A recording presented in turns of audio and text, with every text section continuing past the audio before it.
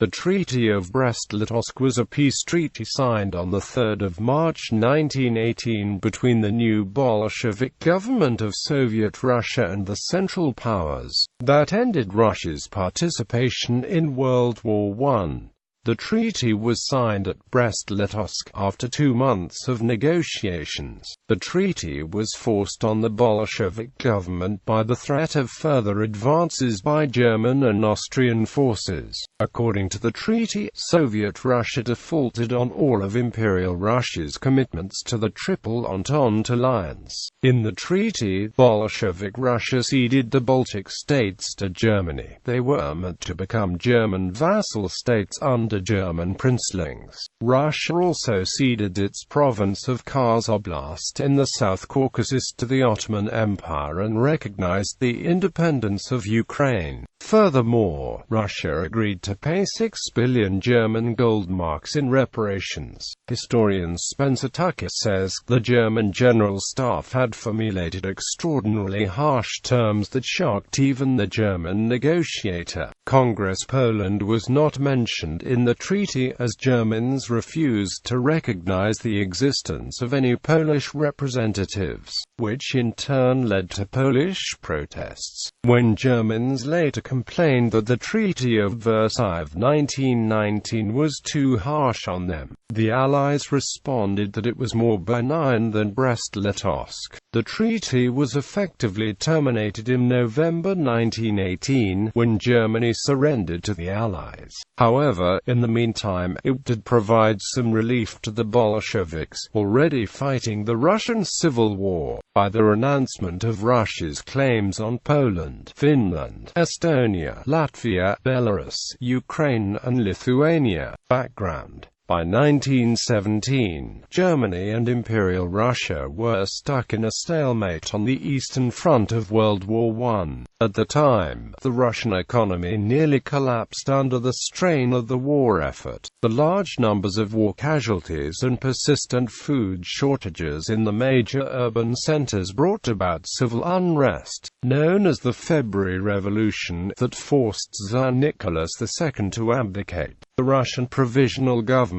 that replaced the Tsar decided to continue the war on the Entente side. Foreign Minister Pavel Milyakov sent the Entente powers a telegram, known as Milyakov Note, affirming them that the Provisional Government would continue the war with the same war aims that Imperial Russia did. The pro-war Provisional Government was opposed by the self-proclaimed Petrograd Soviet of Workers' and Soldiers' Deputies, dominated by leftist parties. Its Order No. 1 called for an overriding mandate to soldier committees rather than army officers. The Soviet started to form its own paramilitary power, the Red Guards. In March 1917, the position of the Provisional Government led the Germans to offer support to the Russian opposition, the Communist Party in particular, who were proponents of Russia's withdrawal from the war. In April 1917, Germany allowed Bolshevik leader Vladimir Lenin to return to Russia from his exile in Switzerland and offered him financial help.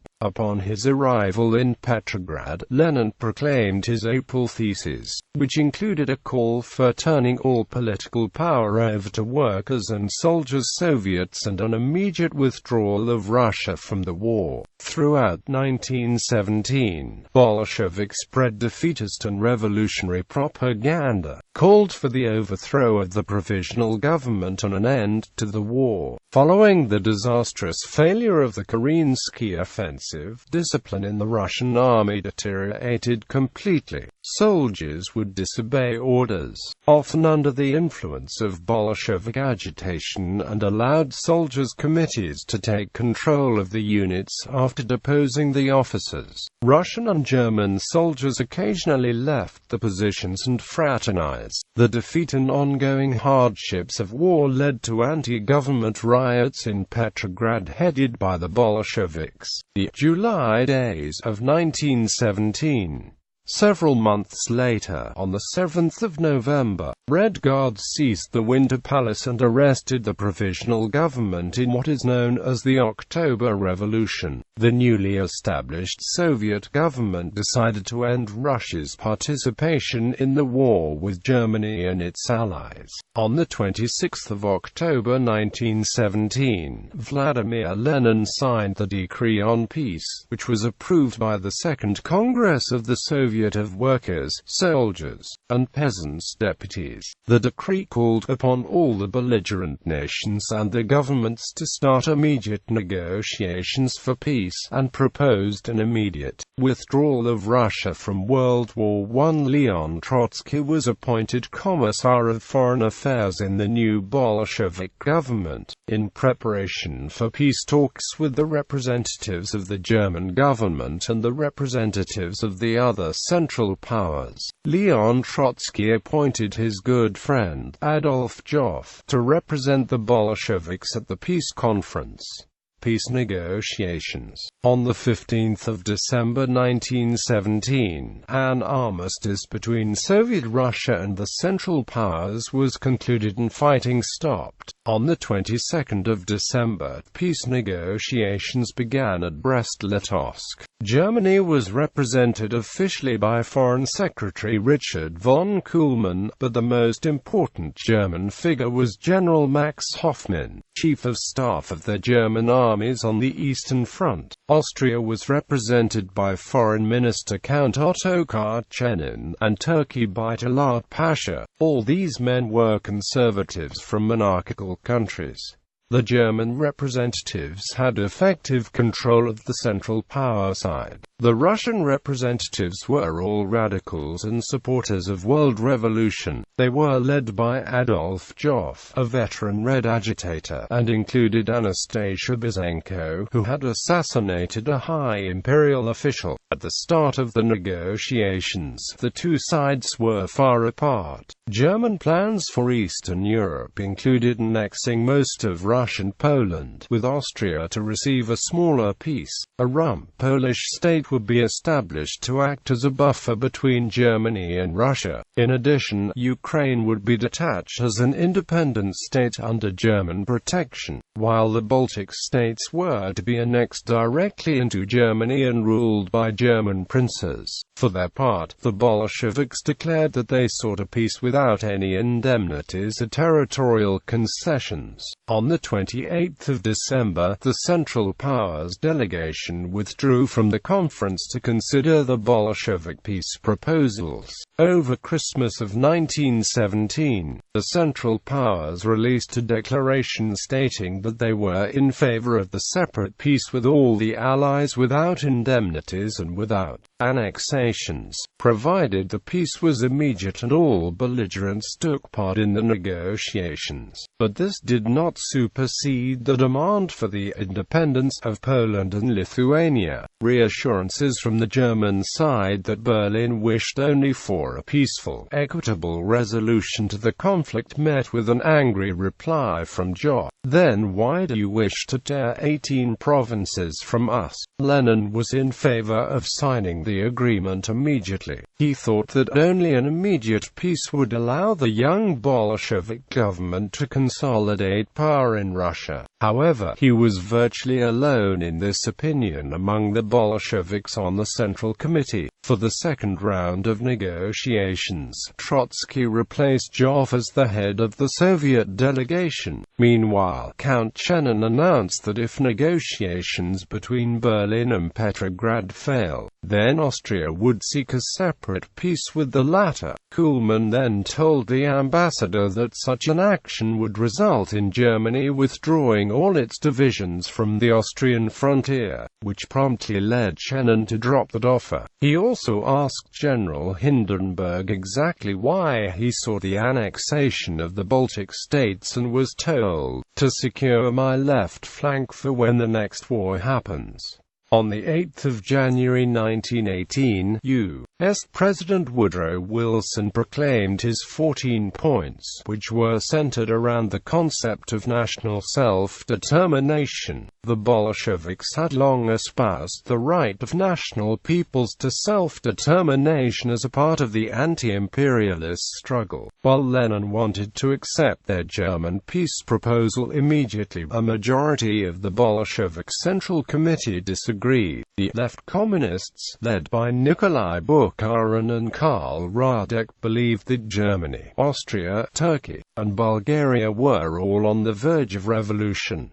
They wanted to continue the war while awaiting revolutions in those countries. Thus the Soviet delegation returned to the peace conference without instructions to sign the proposed treaty. Kuhlmann and Hoffmann now proposed independence for the Baltic states, Poland, and Ukraine, in accordance with the Soviets' own national self-determination doctrine. Indeed, the Germans were already negotiating with a separatist government in Ukraine. On the 9th of February 1918, Germany recognized that government and signed a treaty with it, the First Treaty of Brest-Litovsk. Frustrated with continued German demands for cessions of territory, Trotsky on the 10th of February announced a new policy. Russia unilaterally declared an end of hostilities against the Central Powers, and Russia withdrew from peace negotiations with the Central Powers, a position summed up as "no war, no peace."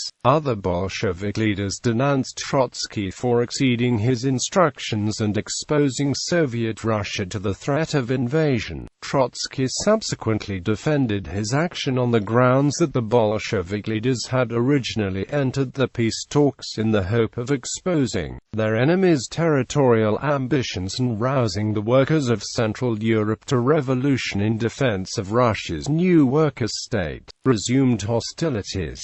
The consequences for the Bolsheviks were worse than what they had feared in December. The Central Powers repudiated the armistice on the 18th of February 1918, and in the next fortnight seized most of Ukraine, Belarus, and the Baltic countries in Operation Faustschlag. Through the ice of the Baltic Sea, a German fleet approached the Gulf of Finland and Russia's capital Petrograd. Despite strikes and demonstrations the month before in protest against the economic hardship, the workers of Germany failed to rise up against the government. On the 23rd of February, the Central Powers sent new terms for peace. These terms included cession of Donauberg, Livonia, and Estonia to Germany, cession of Western Armenia to Turkey, recognition of an independent Ukraine, immediate evacuation of Russian troops from Finland and Ukraine, and complete demobilization of the Russian army. Additionally, the Central Powers required that these terms be agreed to within 48 hours. Lenin again pressed for acceptance of these terms. This time a majority of the Central Committee supported Lenin. The Soviet government sent a new delegation headed by Georgy Chicherin and Lev Karakhan, with instructions to accept the proposal. On the 3rd of March, Chicherin signed the treaty. Thus the new Soviet government agreed to terms worse than those they had previously rejected. Terms. Signing the Treaty of Brest-Litovsk was signed on the 3rd of March 1918. The signatories were Bolshevik Russia, signed by Grigory Yakovlevich Sokolnikov on the one side and the German Empire, Austria-Hungary, Bulgaria, and Turkey on the other. The treaty marked Russia's final withdrawal from World War I as an enemy of her co-signatories on unexpectedly humiliating terms. In all, the treaty took away territory that included a quarter of the population and industry of the former Russian Empire and 9/10 of its coal mines. Territorial cessions in Eastern Europe. Russia renounced all territorial claims in Finland, Baltic states, Belarus, and Ukraine. The territory of the Kingdom of Poland was not mentioned in the treaty. The treaty stated that Germany and Austria-Hungary intended to determine the future fate of these territories in agreement with the populations. Most of these territories were in effect ceded to Germany, which intended to have them become economic and political dependencies. The many ethnic German residents would be the ruling elite.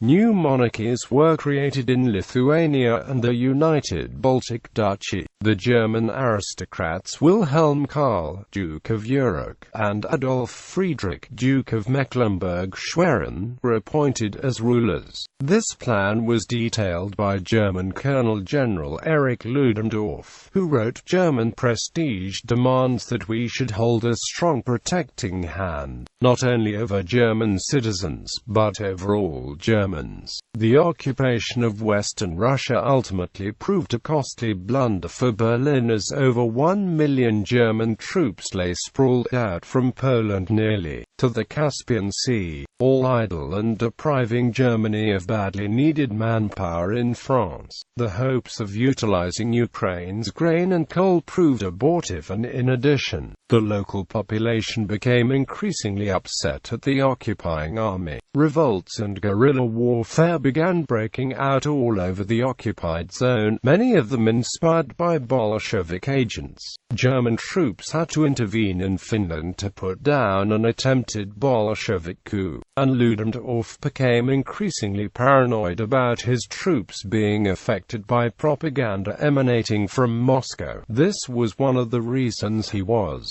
reluctant to transfer divisions to the Western Front. The attempt at establishing an independent Ukrainian state under German guidance was unsuccessful as well. Despite all this, Ludendorff completely ruled out the idea of marching on Moscow and Petrograd to remove the Bolshevik government from power. Germany transferred hundreds of thousands of veteran troops to the Western Front for the 1918 Spring Offensive, which shocked the Allies badly, but ultimately failed. Some Germans later blamed the occupation for significantly weakening the Spring Offensive. Transfer of territory to Ottoman Empire at the insistence of Talat Pasha. The treaty declared that the territory Russia took from the Ottoman Empire in the Russo-Turkish War, specifically Ardahan, Kars, and Batumi, were to be returned. At the time of the treaty, this territory was under the effective control of Armenian and Georgian forces. Paragraph 3 of Article 4 of the treaty states that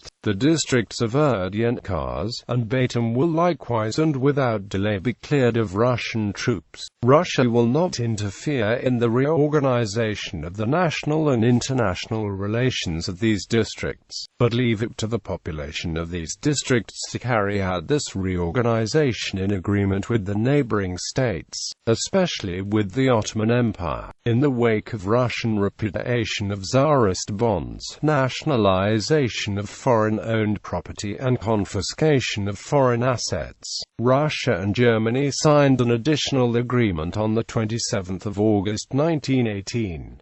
Russia agreed to pay 6 billion marks in compensation to German interests for the losses. Lasting effects.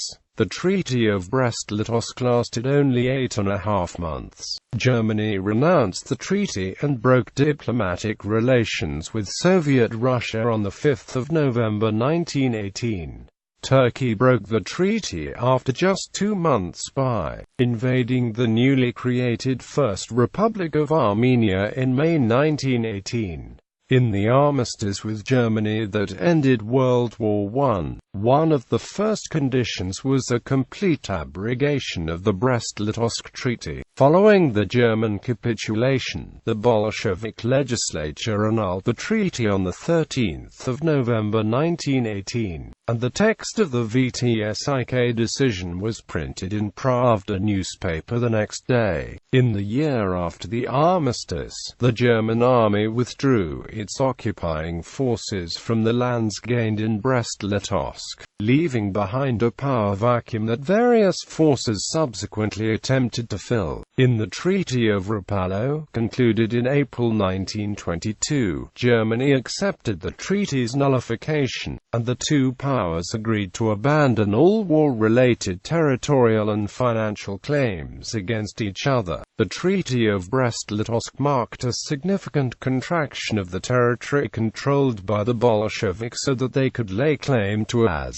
effective successors of the Russian Empire, while the independence of Finland and Poland was already accepted by them in principle. The loss of Ukraine and the Baltics created, for the Bolshevik perspective, dangerous bases of anti-Bolshevik military activity in the subsequent Russian Civil War. Indeed, many Russian nationalists and some revolutionaries were furious at the Bolsheviks' acceptance of the treaty and joined forces to fight them. Non-Russians who inhabited the lands lost by Bolshevik Russia in the treaty saw the changes as an opportunity to set up independent states not under Bolshevik rule. Immediately after the signing of the treaty, Lenin moved the Soviet-Russian government from Petrograd to Moscow. The fate of the region, and the location of the eventual western border of the Soviet Union, was settled in violent and chaotic struggles over the course of the next 3.5 years. The Polish-Soviet War was particularly bitter. It ended with the Treaty of Riga in 1921. Although most of Ukraine fell under Bolshevik control and eventually became one of the constituent republics of the Soviet Union, Poland and the Baltic states emerged as independent countries. This state of affairs lasted until 1939. As a consequence of the Molotov-Ribbentrop Pact, the Soviet Union advanced its borders westward by invading Poland and Finland in September 1939 and annexing the Baltic states, eastern Poland and Bessarabia in 1940. It thus overturned almost all the territorial losses incurred at Brest-Litovsk, except for the main part of Finland, Western Congress Poland, and Western Armenia. For the Western Allies, the terms that Germany imposed on Russia were interpreted as a warning of what to expect if Germany and the other Central Powers won the war. Between Brest-Litovsk and the point when the German military situation in the West became dire, some officials in the German government and High Command began to favor offering more lenient terms to the Allies in exchange for the recognition of German gains in the East. Russia's post-1991 western border bears a marked similarity to that imposed by the Brest-Litovsk Treaty. Other information. Emil Orlik, the Viennese secessionist artist, attended the conference at the invitation of Richard von Kuhlmann. He drew portraits of all the participants, along with a series of smaller caricatures. These were gathered together into a book, Brest-Litovsk, a copy of which was given to each of the participants.